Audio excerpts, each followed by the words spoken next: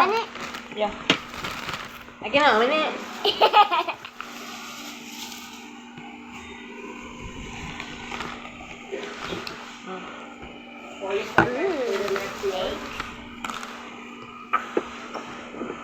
Let's start. Can you bring the noodles? I mean, can you bring the spoon? Only for Oh. when you're eating spaghetti, ang init pa pala. Sat pa yung breakfast. That looks very strange. Kakasupport sa underdog. Kakasupport sa underdog. Wala nga pala tayo. Di ba yun? Sayang hindi tumama. Wala pa namang purify si Jose. Si Berto kasi masyadong ginagaling yun. Hina-highlight ko siya. Grabe din. Hindi ko masabing magaling ginawa niya kasi dito kami nakita siya eh.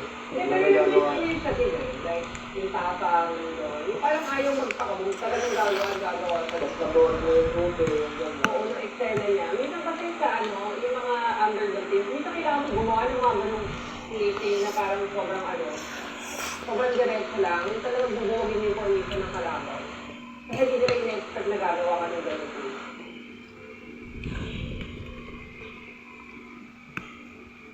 Pwede na natin kung parang may tawag ng Sa ulo pa rin ng sushi.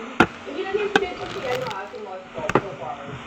Na? Hindi natin nakikita. Uy, kasi si Candy si Candy yung si Lord.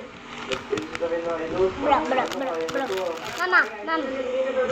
Bro, guys, I'm videoing! Ayun na naman kayo si Verso Atin! Naman yung iwan na tayo nun! Kalatan ka. Awalan ng bog. Ang ligod si Rosa, no? Hindi, pero yung next pa rin si Verso Atin, oh my God, this Arnold.